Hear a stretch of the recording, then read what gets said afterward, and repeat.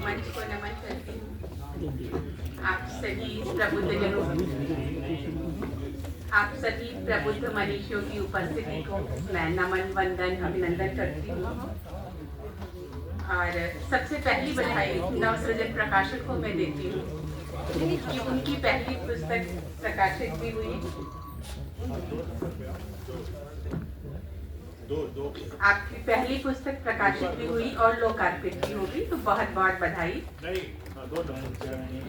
मेरे ख्याल से अब आवाज आ रही होगी। नहीं आ रही है तो आप भावों पे चले जाइए। हम लोग भावनाओं की बात कर रहे थे। कार्यक्रम में आने से पहले मैंने सोचा कि चलो एक कप चाय पी लें। चाय लेकर बैठी ही थी कि कहीं से मोगरा महक उठा और एक लेखनी एक याद गुनगुना उठी जो कह रही है कि मैं इतनी विधाओं में जानकार हूँ। तो उनके पाठक ये कहेंगे कि पाठक, लेखिका तेरे बिना मैं नहीं। तो आपकी लेखनी 3 विधाओं की आपकी प्रकाशित हुई है, इसके हम साक्षी बन रहे हैं। उपन्यास, गजल और लघु कथाओं में आपने सराहनीय सृजन किया है। साहित्य की त्रिविधा का ऐसा त्रिपुट हमारी प्यारी मंजू दी को बहुत बहुत मुबारक हो, बहुत बहुत बधाई। मुझको ये दायित्व दिया गया है लघु कथा की पुस्तक पर चर्चा करने का। लघु कथा ऐसी विधा जो कि बहुत कम लोग अभी इस पर लेखन कर रहे हैं, लेकिन दीदी बहुत अच्छा लिखती हैं। और योगेश जी जो हमेशा कहते हैं ना कि कम शब्दों में बात कीजिए, लघु कथा यही विधा है। कम शब्दों में कम समय में हम बात करते हैं, तो बहुत कम शब्दों में एक क्षण विशेष की बात करती है और शब्दों को कम रखने के लिए कम चरित्रों की हम लोग रचना करते हैं। हालांकि दीदी का प्यार ऐसा है कि हमारे सभागार में बहुत सारे विशिष्ट साहित्यकार उपस्थित हैं और आपको प्यार दे रहे हैं।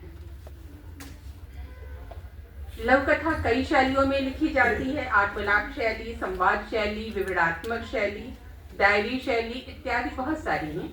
और मंजू दीदी की लघु कथाएं जो मैंने पहले भी पढ़ी हैं, पुस्तक की भी कुछ अभी देखी मैंने, तो कई विधाओं में आपने सृजन किया है और सराहनीय सृजन किया है। उन विधाओं का आपने सही एकदम अनुपालन किया है।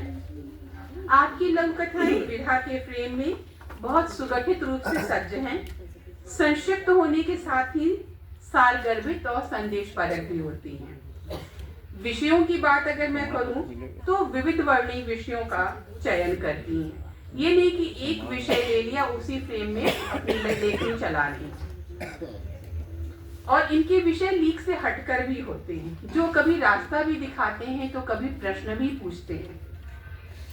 विषयों में नवीनता का प्रयोग लघु कथाओं को रोचक बनाता है और सटीक शीर्षक लघु कथा पढ़ने के लिए या किसी भी चीज को पढ़ने के लिए आकर्षित भी करता है। ये मंजू दी की लेखनी की विशेषता है। इसके लिए मैं इनकी सराहना करती हूँ, साधुवाद करती हूँ। और इस पुस्तक की लघु कथाओं की मैं बात करूं तो कुछ लघु कथाओं का मैं विशेष जिक्र करूंगी। जैसे परिवार शीर्षक लघु कथा जो है, इसकी नायिका निर्मला लड़खड़ाती है, परंतु तुरंत ही आत्मविश्वास से भर के निर्णय की डोर को सहज ही थाम कर बदलते समय को परिभाषित भी करती है। कहीं भी वो पलायन का मार्ग नहीं दिखाती है। रसीद लघु कथा ये चेतावनी सी एक तरह से देती है कि जो कहते हैं लोग कि क्या कर रही हो, गृहिणी है, हाउसवाइफ है, तो उस कार्य को कमतर न समझा जाए, इसके लिए ये लघु कथा रेखांकित करती है। हक शीर्षक लघु कथा की बात करें तो वाकई में मानवीय संवेदनाओं की एक अलग ही व्याख्या उसमें है। आनंद भवन इस शीर्षक की लघु कथा में आप किन्नरों को, जो एक समाज को उपेक्षित वर्ग है, उसको मुख्य धारा से जोड़ने में सफल हुई है।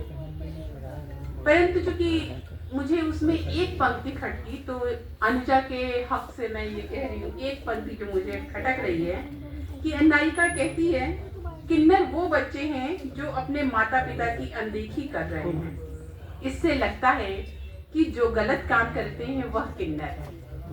यह एक बिंदु मुझे थोड़ा सा खटका। यद्यपि देखा जाए तो वो अपनी कमियों के साथ भी बहुत सी चीजें करते हैं। दैवीय अंश कहा जाता है किन्नरों। एक और लघु कथा की बात करूं, नारी तेरे रूप अनेक में स्त्री के कोमल रूप का अच्छा चित्रण किया है, जिसमें वह पर स्त्रीगामी पति के ऊपर टोटके के असर से लापरवाह दिखती है, परंतु उसी की चोट से विह्वल होकर एक सामान्य नारी की तरह अस्पताल की तरफ भी भागती है। जो स्त्री का कर्तव्य अपना वो कभी भी नहीं छोड़ती है, उसको भी उन्होंने रेखांकित किया। कैसी शादी लघु कथा आज की पीढ़ी को सचेत करती है कि आधुनिकता का अर्थ अपनी मर्यादा का त्याग करना नहीं है। किसी भी परंपराओं में हम ढल जाएं, लेकिन अपनी मूल चीजों पे, अपनी मूल विषय पे हमको अपने संस्कारों के साथ हमेशा रहना चाहिए। ये संदेश बहुत अच्छे से देती है। एक विशिष्ट मेरी प्रिय शैली, डायरी शैली, उसमें दीदी ने बहुत प्यारी लघु कथा लिखी है। माँ की कलम से प्यार की खनक, बहुत खूबसूरत लिखा है।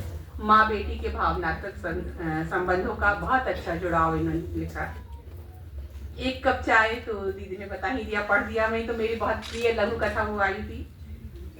एक समय अकेले होने पर भी उपस्थिति दूसरे साथी की कितनी तीव्रता से अनुभव होती है, ये बहुत अच्छे से रेखांकित किया है। सोने की किर्च, ये लघु कथा में इसका विशेष करूंगी कि इसमें बहुत सहजता से, बहुत सरलता से ये बताया गया है कि माता पिता का गलत या कहूँ लापरवाह निर्णय बच्चों की जिंदगी बर्बाद कर देता है।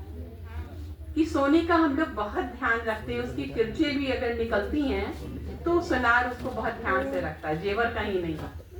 लेकिन बच्चों के साथ निर्णय में कभी कभी माता पिता वो लापरवाही कर जाते हैं। वो संवेदना अनजाने में ही होती है, उनकी जान के तो नहीं करेंगे, लेकिन वो किरचों की तरह ही उनकी देखभाल करनी चाहिए। बहुत खूबसूरत लिखा है।